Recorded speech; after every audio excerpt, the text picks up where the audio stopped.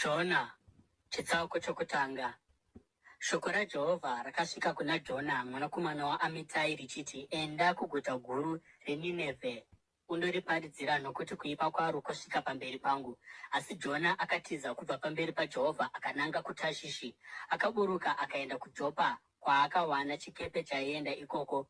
Mushure mokubvisa mari yokufambisa, akakwidza ndokuenda kuTashishi kuti atize kubva kuna Jehovha.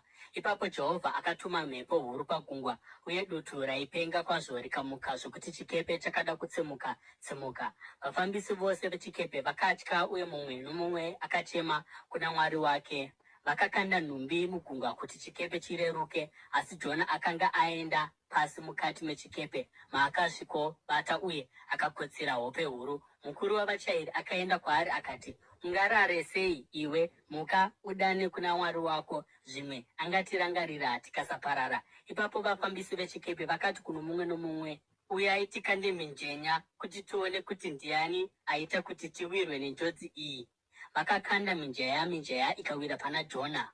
Saka vakamubvunza vakati, tiudze, ndiani aita kuti matambudziko ose aya atiwire? Unoita basa reiko? Unobvepiko? Nyika yako inonzi ani? Uriwo rudzi rupi? Akapindura akati, ndiri muHebheru, uye ndinonamata Jehovha Mwari wokudenga, akaita gungwa nenyika. Izvi zvakavatyisa, uye vakabvunza vakati, watadzeiko? Vaiziva kuti aitiza kubva pamberi paJehovha, nokuti akanga atovaudza kudaro.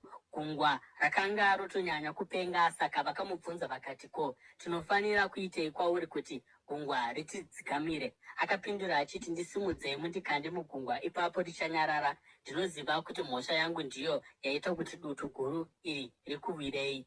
Panzvimbo chaizvozvo varume vakaedzana pavaigona napo kuti vadzokere kunyika, asi vakakoniwa nokuti gungwa rakatonyanyisa kupenga kupfuura zvapakutanga. Ipapo vakachema kuna Jehovha vakati, haiwa Jehovha, tapota, musatiuraya nemhaka youpenyu hwomunhu uyu. Musatipa mhosva yokuuraya munhu asina mhaka, nokuti iyemi Jehovha maita sokuda kwenyu. Ipapo vakatora Jona vakamukanda mugungwa, uye gungwa rikanyarara pakupenga kwaro. Nokuda kwaizvozvi vakatya Jehovha kwazvo, uye vakabayira Jehovha chibayiro, vakaita mhiko kwaari. Asi Jehovha akatuma hove huru kuti izomedza Jona, uye Jona akava mudumbu mehove kwamazuva 3 nousiku 3.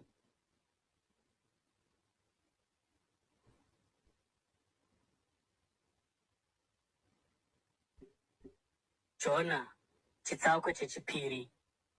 Kubva mudumbu rehove, Jona akanyengetera kuna Jehovha Mwari wake akati, mudambudziko rangu ndakadana kuna Jehovha, iye akandipindura. Kubva mukati meguva ndakadanidzira kuti ndibatsirwe, uye imi makanzwa kuchema kwangu. Makandikandira makadzika mumwoyo chaimo megungwa, uye mvura zhinji ikandikomberedza. Mafungu enyu ose namapopoma enyu ose zvakapfuura napamusoro pangu. Ndakati, ndaraswa kubva pamberi penyu, asi ndichatarirazve ndakaringa kutemberi yenyu tsvene. Mvura zhinji dzakandikomberedza dzikandityisa, pakadzikadzika pakandikomberedza. Sora regungwa rakamonera musoro wangu. Kumidzi yamakomo ndakanyura. Nyika yapasi yakandipfigiramo nokusingaperi, asi makaburitsa upenyu hwangu kubva mugomba, imi Jehovha Mwari wangu. Upenyu hwangu pahwakanga hwotiza, ndakakurangarirai imi Jehovha, uye munyengetero wangu wakauya kwamuri kutemberi yenyu tsvene. Vaya vanobatirira kuzvifananidzo zvisina maturo vanorasa nyasha dzingadai dziri dzavo, asi ini norwiyo rwokuvonga ndichabayira kwamuri. Zvandakapika ndichazvizadzisa. Ruponeso runobva kuna Jehovha. Uye Jehovha akarayira hove ikandomurutsira Jona panyika yakaoma.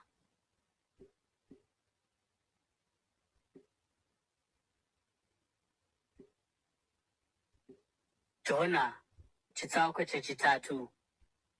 Ipapo shoko raJehovha rakasvika kuna Jona kechipiri richiti, enda kuguta reNinevhe undoriparidzira shoko randinokupa. Jona akateerera shoko raJehovha akaenda kuNinevhe. Zvino Ninevhe raiva guta guru kwazvo. Rwendo rwamazuva 3. Pazuva rokutanga Jona akapinda muguta akaparidza achiti, kwasara mazuva 40. Mushure maizvozvo Ninevhe richaparadzwa. Vanhu veNinevhe vakatenda kuna Mwari, vakatara nguva yokutsanya, uye vose zvavo kubva kumukuru kusvikira kumuduku vakapfeka masaga. Nhau idzi padzakasvika kuna mambo weNinevhe, akasimuka kubva pachigaro chake, akabvisa nguo dzake dzoumambo, akazvifukidza namasaga, akagara mumadota. Ipapo akazivisa chirevo muNinevhe achiti, chirevo chamambo namachinda ake, musarega munhu kana mhuka, chipfuwo kana gwai zvichiravira chinhu, musazvirega zvichidya kana kunwa, asi vanhu nemhuka ngavafuke masaga. Munhu wose ngaadane kuna Mwari iye zvino, ngavasiye nzira dzavo dzakaipa nokuita kwavo nechisimba. Ndiani anoziva zvichida Mwari angazvidemba, uye netsitsi dzake akazvidzora kubva pakutsamwa kwake kunotyisa, kuti tirege kuparara. Mwari akati aona zvavakaita uye kutendeuka kwavakaita kubva panzira dzavo dzakaipa, akavanzwira tsitsi, akasauyisa kuparadzwa pamusoro pavo sezvaaida kuvaitira.